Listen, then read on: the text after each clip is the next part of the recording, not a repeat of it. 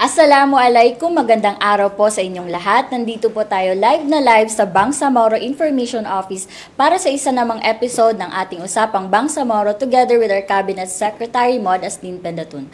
To officially start with our press briefing, I would like to call on our Cabinet Secretary for his opening statement. Bismillahirrahmanirrahim. Assalamualaikum warahmatullahi ta'ala wabarakatuh. Isang maganda at mapayapang hapon po sa ating lahat at welcome sa isa na namang press briefing na handog ko sa inyo ng Bangsamoro Information Office. It's been a while since the last press briefing na kinandak ko natin, partly because of the series of filing of Certificate of Candidacy. Naging busy ho karamihan sa atin. But we're glad that our friends from the media are with us this afternoon. And we'll discuss and we'll make the most out of this opportunity na magkakasama ho tayo this afternoon para ho pag-usapan yung ilan sa mga maiinit na usapin patungkol sa Bangsamoro Autonomous Region in Muslim Mindanao. At sana ito'y maging magsilbing opportunity to clarify and perhaps answer yung ilan sa mga questions ng ating po mga kasama sa media. So, without much ado, let's go directly dun sa inyo po mga katanungan and ulitin ho natin yung mga oras that we intend for the exchange of questions and answers. Thank you very much, sir. And now to officially start with our question and answer portion, our first question would be coming from Kabsec, good afternoon po. Tanong lang po regarding po doon sa inanunsyo kahapon ni Senate President Jesus Escudero, mentioning na deemed resigned na daw po yung 35 members ng BTA na naghahain ng kanilang kandidatura. Kahapon nga po, we've heard yung nabanggit ho ng ating Senate President Jesus Escudero patungkol ho doon sa status ng mga members of the parliament na nag-file ho ng kanilang certificate of candidacy, saying that ipso facto deemed resigned because they are appointed officials, they are appointed to their respective positions. Actually, ito pong usapin na ho na ito ay this is not the first time, or this is not the first time na napag-uusapan ho ito sa BARM and even during the time of ARMM.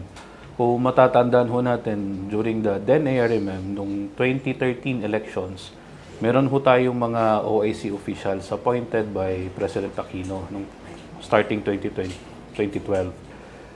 Naghain din ho sila ng kanilang certificates of candidacy but they were not deemed resigned during that time. And more recently, noong 2022 elections, meron ho tayong mga members of the parliament na tumakbo bilang mayors, vice mayor, congressman, congresswoman, and they were not also deemed resigned during those experiences. Dahil ang isang pagtanaw naman dito sa usapin na ito is, although at first glance, ang nakalagay sa batas is kapag appointed officials at nag-file ng certificate of candidacy, deemed resigned na ito. But ang isang pagtanaw naman is yung mas tinitignan yung nature ng position. So yung sa case po ng mga members of the parliament, kung ang pagtingin natin ay yung kanila pong nature ng position ay political, therefore elective, yun po yung mas tinitignan. Hindi yung manner kung saan nila nahawakan or kung paano nila nahawakan yung position. In this case, they were appointed by the president. Okay? So doon nagkakaroon ng complications, doon sa kung ano yung pagtanaw doon sa nature ng position ng mga members of the parliament. Again, ang meron na rin pong mga pertinent na batas na nagsasabi na ang dapat tong tinitignan is yung nature ng position. And in fact, in 2022, humingi din tayo ng legal opinion from the COMELEC. At doon sa nasabing legal opinion, nabanggit nga na ang pagtanaw doon sa position ng mga members of the parliament, even though they are appointed by the president, ay political in nature. So they are not deemed resigned during that time. So the past two experiences na medyo similar sa kung ano yung napag-uusapan ngayon. Yun din yung naging ay guide natin kung bakit ang naging siste ay after the filing of certificate of candidacy, hindi ho deemed resigned or the members of the parliament na nag-file, naghain, ay they continue to serve yung kanilang duties and responsibilities. Pero okay na rin ho that we are discussing this at this point, at this early. Kasi nga parang few days or few weeks pa lang after the conclusion of the certificate of filing of the certificate of candidacy ay napag-uusapan na itong mga nuances na ito. So at least as early as now ay nagiging opportunity to discuss and clarify yung mga ganitong klaseng issues. How about po doon sa mga officials na in-appoint po sa mga ministries? Are we expecting na for the following days mapapalitan na po sila? Ang main appointment, ang mother appointment nila rather as MPs, no? As members of the parliament. So, yung mga non-MP na ministers, wala naman ho atang nag-file ng certificate of candidacy. So, kunyari, on my case, kung ako, nag-file ako ng certificate of candidacy, most likely I would have been deemed resigned. No? Kasi nga, hindi naman, unlike yung mga members of the parliament, yung nature ng kanilang position ay political. Yung position ko, for example, as cabinet secretary, arguably, it should be apolitical. No? So kung ako, nag-file ako ng COC, then dapat nag-resign ako. No? But for MPs na ministers, ang mother appointment kasi nila, ang primary appointment nila is as members of the BTA. They are just designated, for example, as ministers or as added functions, though. Pero ang main nila is as members of the parliament, as BTA members. So in short po, hindi sila magre-resign as minister? So far, wala pa hong movements towards that end so far. Thank you, sir. Before we proceed, I would like to remind our media partners to please state your name and your entity before you ask your questions. And each media partner is only entitled to one question and one follow-up question. The next question will be coming from Sir Michael. Kapsek, magandang hapon. Nag-ugat po itong issue ng mga deemed resignator sa panukalan ni Senate President sa Cheese na panukalang postponement sa BARM. If in case kung may batas na sa postponement, doon ba posibleng may mangyayaring mga deemed resign sa mga nag-file? Yung pong bills na nakahain ngayon, una sa Senado, filed by no less than the Honorable Senate President Jesus Escudero. At sa lower house naman ay final na rin yung counterpart na bill by House Speaker Martin Romualdez. So both leaders of the respective houses of the Congress ay nag-file na ho ng bill. Very quickly, if you look into the explanation, dalawang bagay kasi yung binabanggit doon kung bakit kailangan or the rationale behind it. Una is that aftermath nung Supreme Court decision excluding Sulu from the BARM, no, at notwithstanding yung mga motions for reconsideration na filed by concerned parties to that case, no, kasama na ho yung Bangsamoro government dyan, ay meron pong 7 na parliamentary districts originally intended for the province of Sulu. So dahil nga excluded, and if that would be the final course of action, meron tayong 7 parliamentary districts na hangin.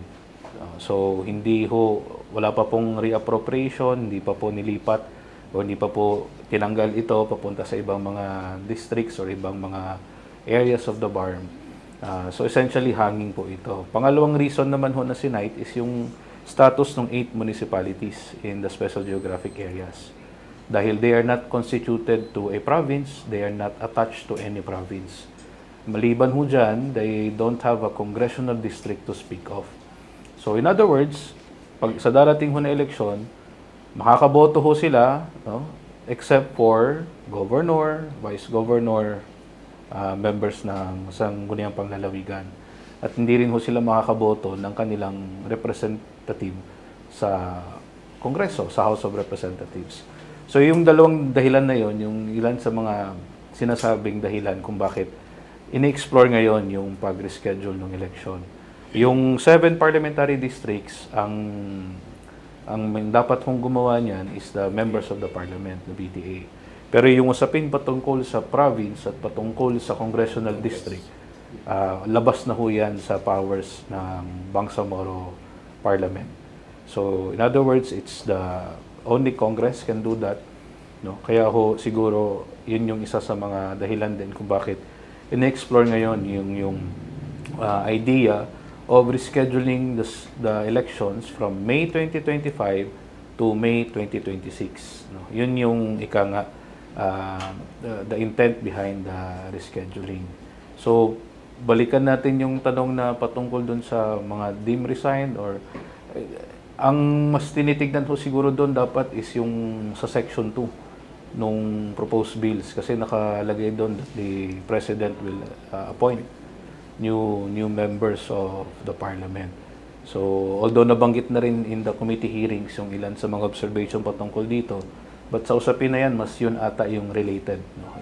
If you're looking at the bill itself, malaking dapat ding importante tignan yung implications ng Section 2, which essentially saying that there would be, upon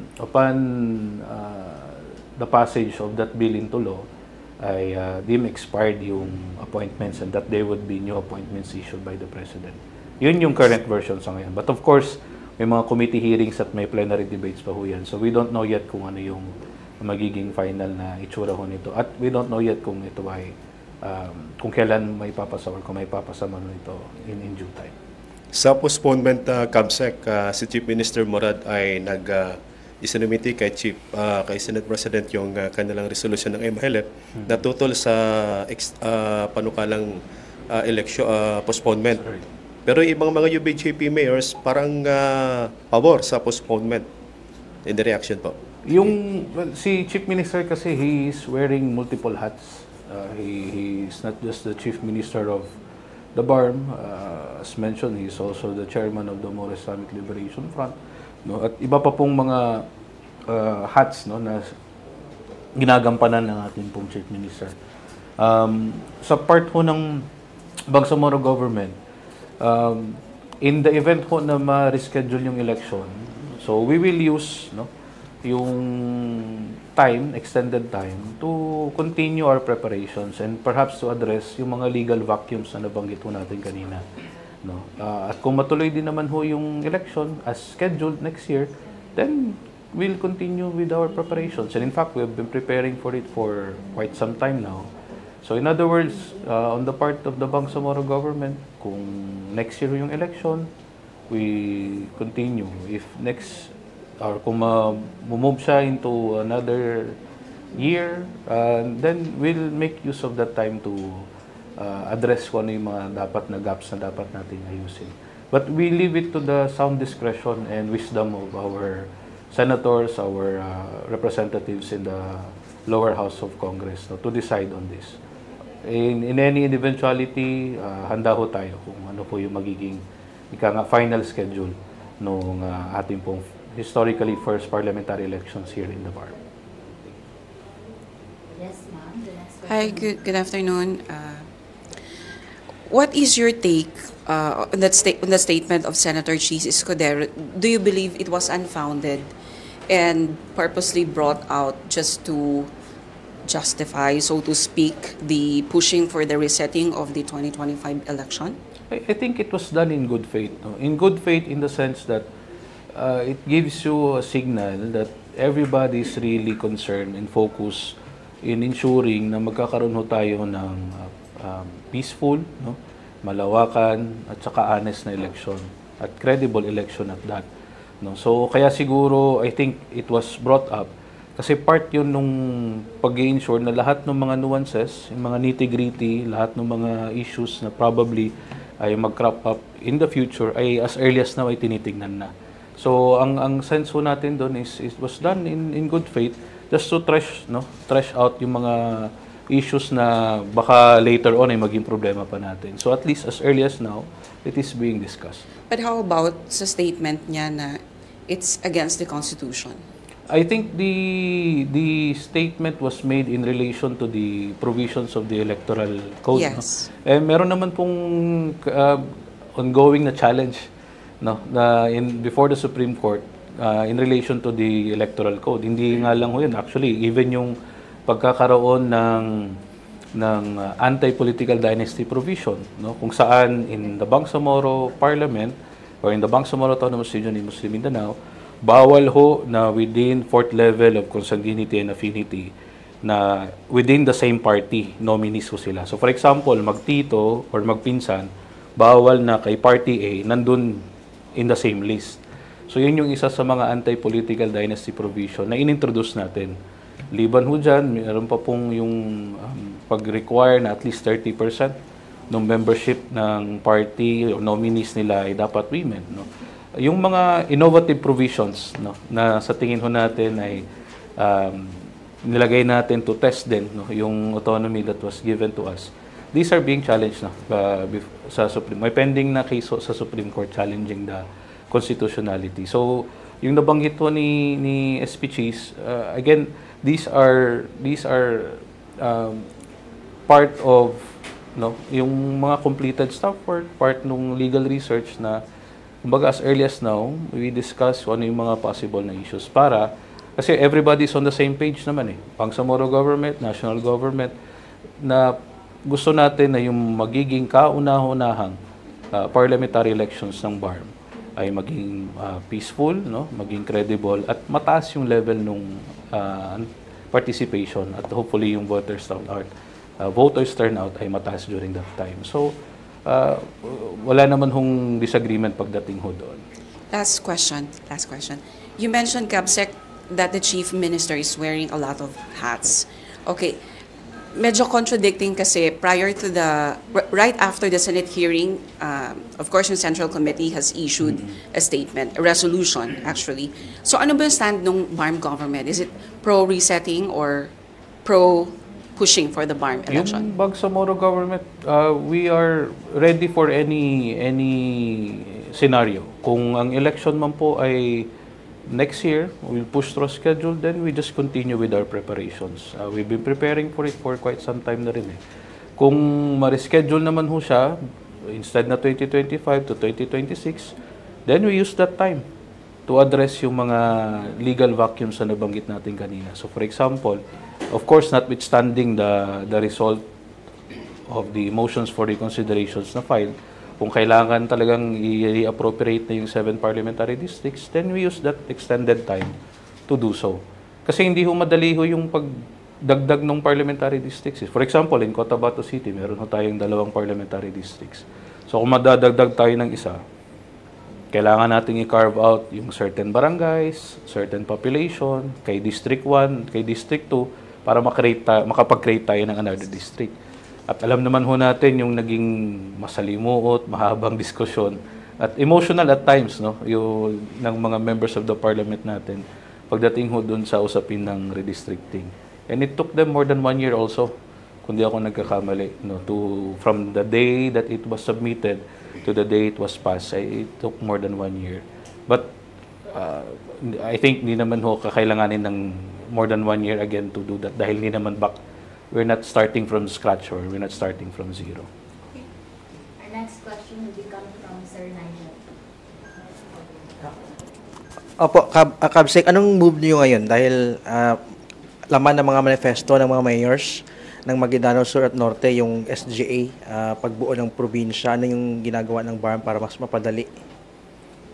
Yung sa special geographic areas, sinimulan na ho natin very early pa yung mga back-channeling, no? Yung pag-uusap, pagkuha ng mga support from our legislators doon sa panukala or at least yung idea of having a province out of the 8 new municipalities.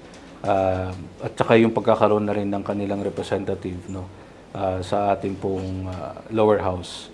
We've started that, yung mga informal meetings with them, no? Dahil nga it could only be done through act of Congress. So labas po sa atin yon, but may resolutions na pinas ang ating pong mga BTA members na patungkol ho dyan. essentially soliciting the support of our legislators on the national government na tignan yung ganung klaseng concern. Patungkol naman ho dun sa election in relation to the varying positions, on our part, dahil nga as it stands, no, the election is scheduled next year, May 2025. Marireschedule lang naman ho yan kapag may batas na naipasa. Sa ngayon, wala pa pong batas. Although sinisimulan na ho yung pagbalangkas niyan, but technically, wala pa hong batas na sasubmit or na ipapasa. So, in view of that, no, we continue to work with the assumption that the elections will push through next year. So, para ho, kumbaga, hindi tayo malagay sa alanganin. So, we prepare for any scenario. So, kung next year or the year after that, ang mainam hong gawin as Bangsamoro government is dapat handa ho tayo dun sa dalawang scenario. Follow-up question, Kapsec. Na-presenta na ni Senador Grace po yung budget ng BARM sa Senado. Makalawa, kamusta na po yun? At tingin nyo, kumpiyansa ba kayo na ngayong taon ma-approve yan? We're very thankful sa ating pong mga senators, no? Especially those who express their appreciation and support sa Bangsamoro Autonomous Region ni Muslim Mindanao. Dahil nabanggit din ng ating pong mga senators like Senator Grace po and even Senator Juan Miguel Zubiri yung significant achievements that we've done, no? We were able to get, no, mula nung 2019 to 2018 to where we are now in 2023. Specifically yung pagbaba ng poverty incidence from 54 to 55% nung 2018, 2019 nasa 23% na lang ho tayo ngayon, no? So, and as mentioned before, we are happy to note that we are no longer the poorest region in the country. So this is I think big testament, no?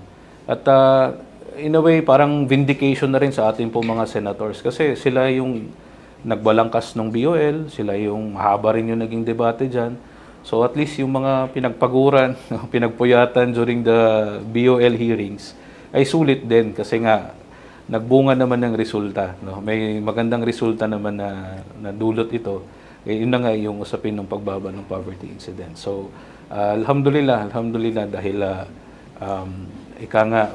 meron naman tayong kahit papaano mukhang may haharap sa ating pong mga senators na tumulong din talaga doon sa pagpasa ng ating pong Bangsamoro Organic Law. Next question will be coming from Sir Noriaya.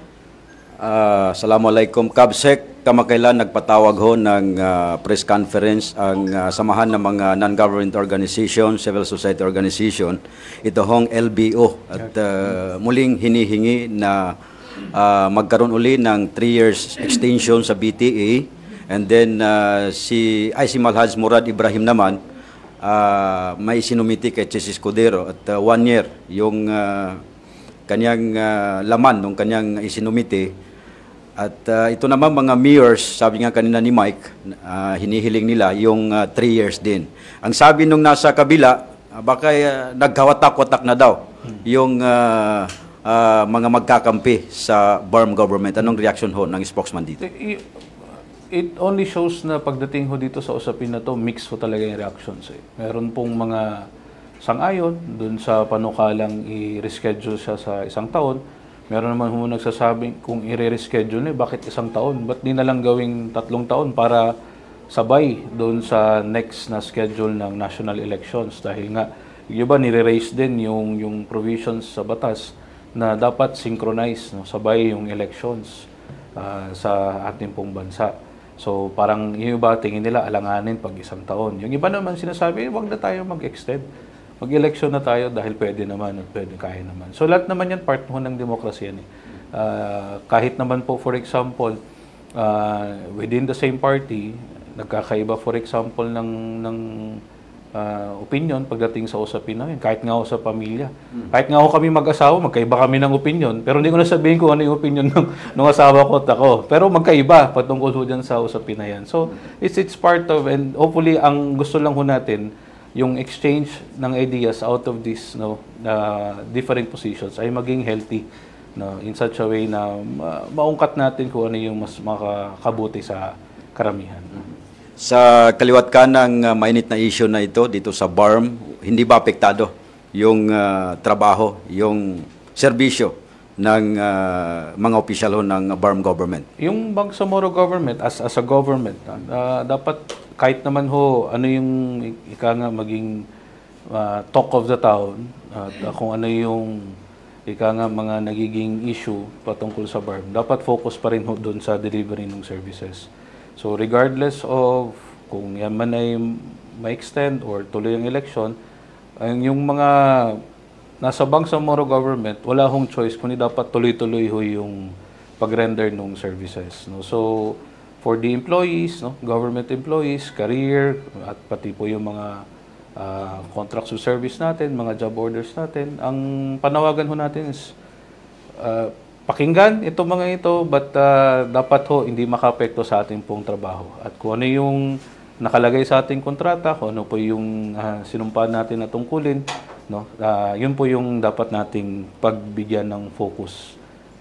Yung ganitong mga usapin, part na yan ng ating pong demokrasya, part na yan ng ating pong political exercise. But let's not be distracted by this, and let's focus kung ano yung dapat to. So kung ating pong mga people involved sa kung health man po yan, social services, education, continue lang yung ating pong pag-implement ng projects.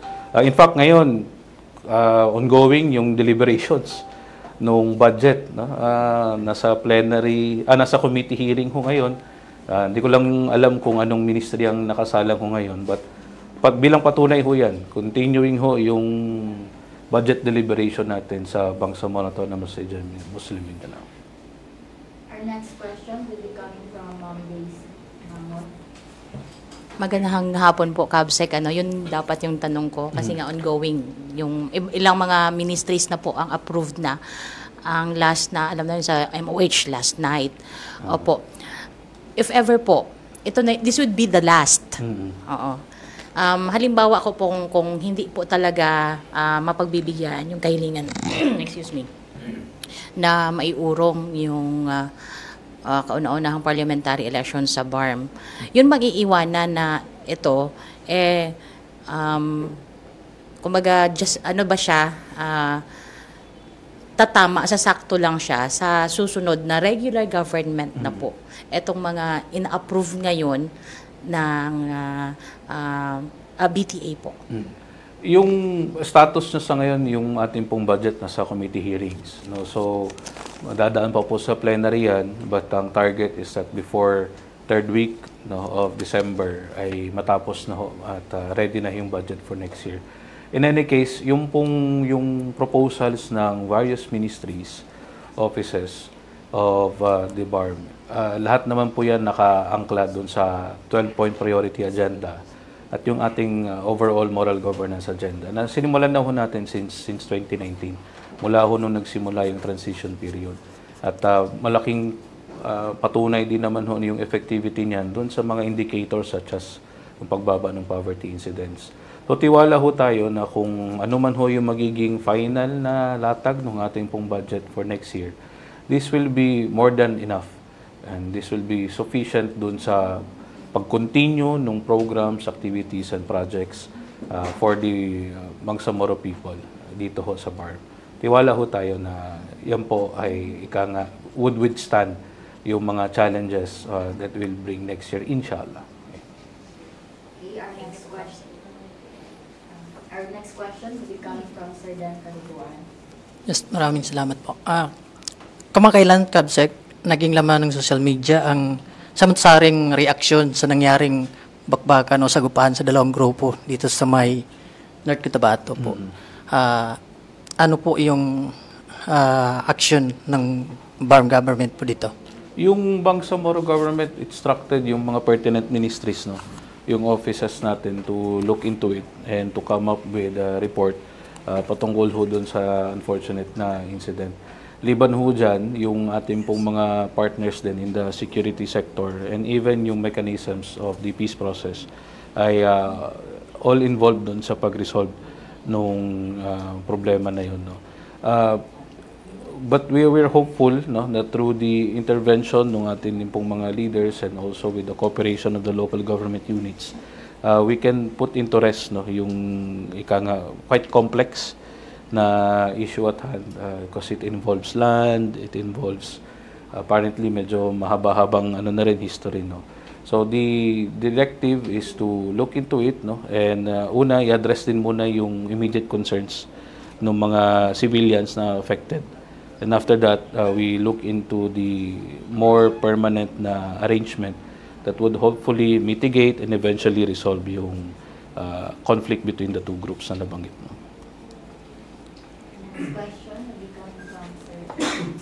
Hi, Sam Sali of XFM Philippines. Sakaling ipso facto yung pong mga nag-file ng COC sa BTA, lumabas ba sa argument kung sakaling may ipapasok na panibagong appointees, kung ano mangyayari doon sa supposedly, kaya sila humiling ng resetting ng schedule ng election, dahil meron silang issue na gustong isettle, especially yung usapin ng Sulu. Right. Now, kung papasukan na ibang tao yan, anong mangyayari dun sa argument na yun? Yung uupo ba dyan? Sigurado ba tayo na interesado din siya na itakil yung issue ng Sulu and other issues na may kinalaman doon sa BOL na sign ng GPS at ng MILF? Actually, kahit tanggalin muna natin yung usapin nung pag-file ng COC, no, na kung whether deem ipso facto resign or not, technically lahat po ng mga members of the parliament are appointed by the president. So they at any time, in theory, the president can issue new appointments, no, or kung meron pa mong kailangan palitan, kung gusto niya kong palitan, pwede niya kong gawin yon.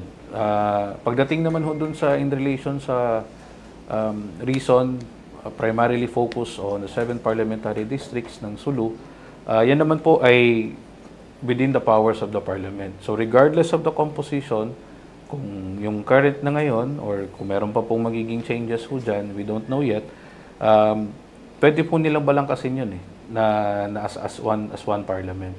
But when in relation to, for example, I'm not sure if I'm getting it correctly, kung yung bang possibility of changing or new appointments would be directly related to that issue on the 7 parliamentary districts of Sulu, that would be one of the considerations of the president as the appointing authority. So siguro isa yun sa mga babalangkasin niya, if ever, no, na magiging trajectories, there would be new appointments or fresh appointments issued. So again, yan po ay nasa discretion, wide discretion ng ating pong appointing authority. And in this case, it's President Ferdinand Bongbong Marcos Jr. Meron pang consultation sa MILF bago magpalabas ng final list ng appointees ang presidente? Based on the previous exercises, experiences, meron naman. In fact, ang ginagawa is meron pong list na nanggagaling from the Moro Islamic Liberation Front, pinapadala ho sa Office of the President. At doon din largely nakabase yung appointments from the MILF na side. But of course, meron pa rin pong mga completed staff work na kailangan i-carry out, no? Yung mga documentary requirements among others. Ang nagiging mas for the lack of better term, interesting pagdating ho sa usapin ng appointments ng BTA, even during the previous experiences, is yung sa GPH side. Kasi maraming interested, maraming nag-offer ng kanilang serbisyo, maraming nagpe-present as option, no, to be a member of the parliament. So, yung iba din ay medyo kaya we understand na minsan it really takes time to come up with the list. So all the more na siguro dapat ding balikan yung sa section 2 nung proposed bill because hindi malinaw, no. Ang nakalagay doon is upon the passage ng law ay deemed expired, yung yung current na members of the parliament, and that the president would have to issue new appointments. It wouldn't be a problem kung, like, for example, on the day or few days after that, meron na kaagad 80. So let's just be mindful of the period of interregnum, ika nga, just to ensure na walang magkakaroon ng disruption. So yun lang yung dapat na isa sa mga siguro kailangan linawin in the coming hearings perhaps. Our next question will be coming from Okay. Kabsec, it's been 7 years po simula na mangyari yung Marawi siege. And marami sa ngayon, yung mga internally displaced persons, sinasabi nila parang nababaon na lamang po sila sa limot. I think nagsagawa ng pag-convene, 3-day convene yung parliament para doon sa status po ng mga victims. How are they po?